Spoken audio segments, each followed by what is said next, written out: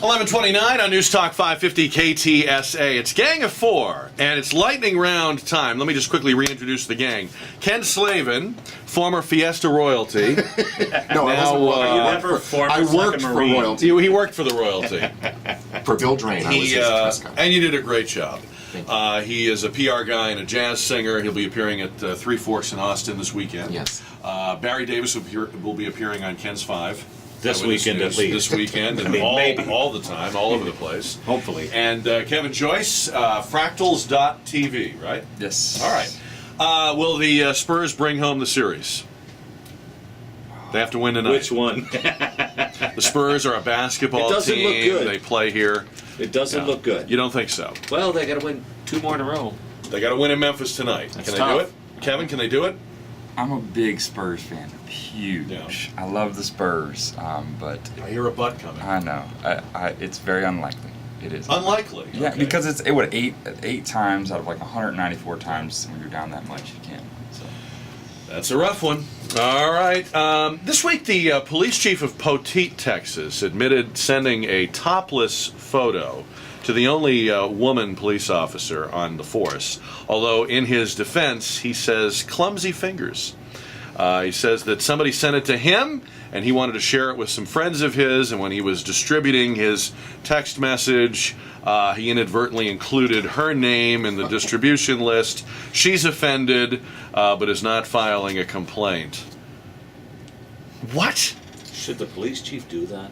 Yeah. What is up with Poteet, I want to know, because remember a couple of years ago, Barry, they had that mayor. The mayor, yeah, With on the child molestation, and he was a registered sex offender, and could he remain mayor? There might be something going on And in he those stayed mayor for a strawberries. long What's in the time. strawberries? Ken wants to know. Yeah. What are New they? meaning to strawberry shortcake. Okay.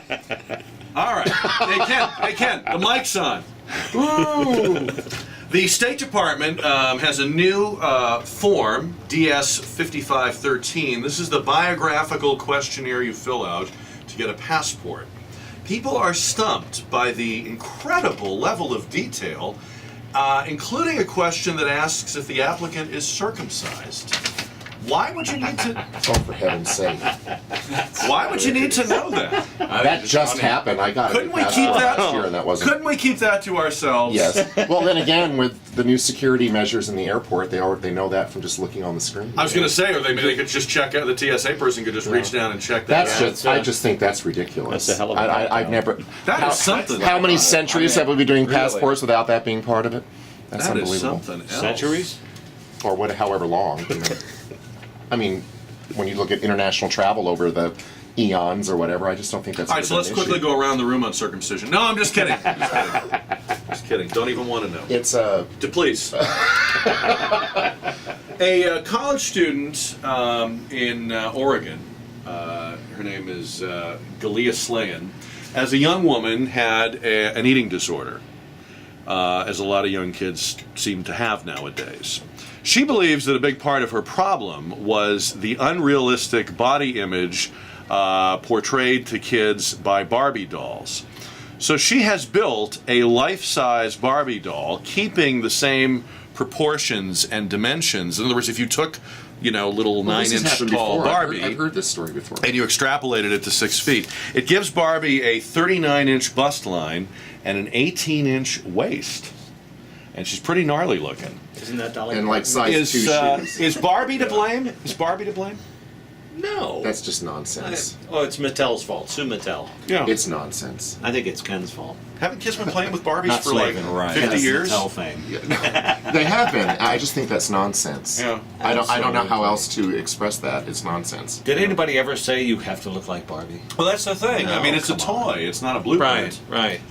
I had a G.I. Joe doll, but it's obvious I'm not in great physical I did too. I had G.I. Joe and We've all I fallen. had Johnny West, and I didn't look We've like all that either. fallen way short of the G.I. Joe. Wonder what he would look like as a full-grown guy. You build that, and we'll see it. Yeah, but make us a full-size G.I. Joe, Barry. Get back to us. Hey, Barry, this is a good one for you. A guy this week named Hubert Hub Schlafly died. Do you know who he is? Hub Schlafly? I do know this, but tell me.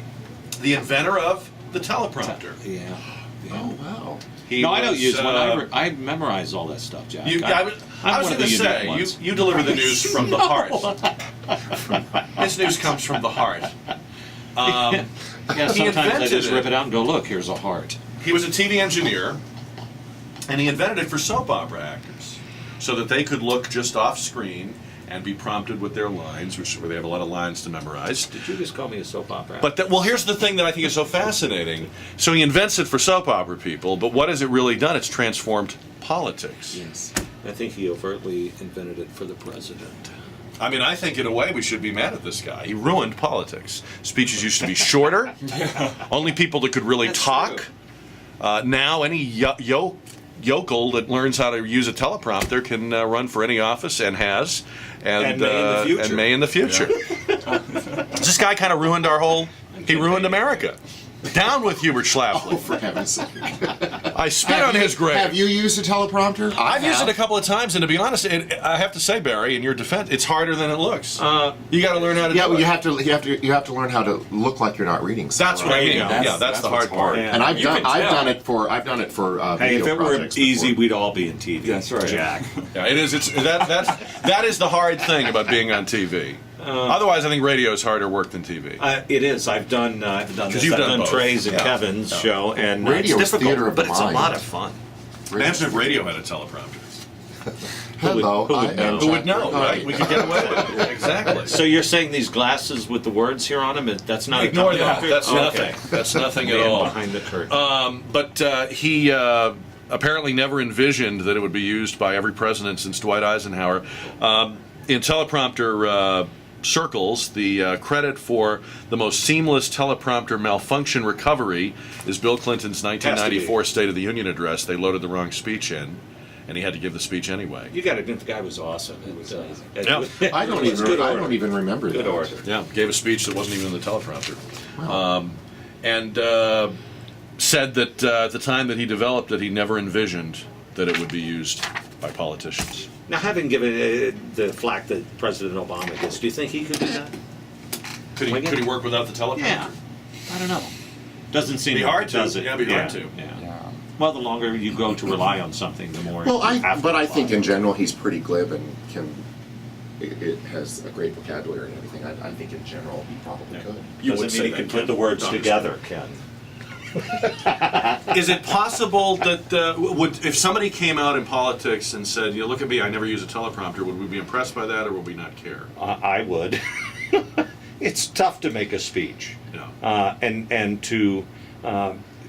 First of all, you obviously have to know that subject to write that speech, Yeah, but then I to would put be all of the impressed. thoughts You'd be impressed, in Kevin? that The order, reason I would be impressed absolutely. because you'd have to speak more from the heart, heart, and what you right. believe in your Yeah. mind than what someone's putting out. Well, I don't front, know you about that. You can give a speech using. I took speech class. You use index cards. but the amount You're of still speeches they reading. do, I mean, think about it. I mean, it's a Well, some lot. of them have, eventually they have a memorized stump Sure. speech. I Sure, understand sure, that. yeah. Probably in this day and age, it would be impressive because people would think you're returning to Reality. roots and every day as opposed to relying. I'll on tell you what it would technology. mean, though. One thing it would definitely mean is shorter speeches. You know, the greatest speeches in history. Lincoln's second inauguration, And the Gettysburg Address. These are Never give up. even more modern ones. Like if you look at John Kennedy. Kennedy. His speech was right? beautiful. Kennedy's inaugural address or his speech to the Cuban Missile Crisis, these were very short.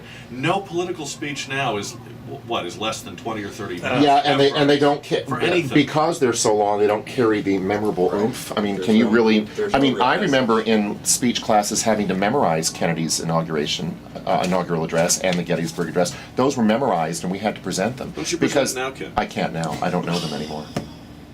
First I asked for a song, then I asked for a speech. Jack, I give, and all you do is take. I keep taking. That's exactly right. And I'm going to keep on. Thank goodness his anger is directed at someone. This has been a vicious gang of four. Kevin is such a nice guy. I'm kind of sorry that he's been exposed to this because both on and off the air, it's been absolutely. Well, I think we're just full of energy It's this been morning. vicious. Well, It's not vicious. I love your the show. royal wedding. I am not stoked. That's what it is. Karen is That's stoked what it is. up. We're all.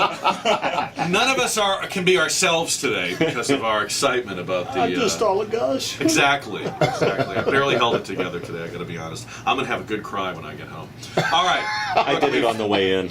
We've said a lot and we've solved absolutely nothing here today. But I want to thank you for coming in. Barry will watch for you What on a Channel treat. 5. Thank you. sir. 7 o'clock Sunday morning. There you go. Ken Slavin, Three Forks in Austin this weekend, and keep us posted on all the things you're doing. Sure will. And good to have you on Gang of Thank you, Four. And Jeff. Kevin Joyce, we are all very impressed with what you do. Keep up the great work. Thank you. Absolutely. Fractals.tv if people want to see this church without a church. That Kevin Joyce is all about. When we continue, I should mention, podcast of Gang of Four on the website this afternoon. The video podcast will go up next week. We continue out now with the headlines from Karen at 11:40 on KTSA. This is always a blast.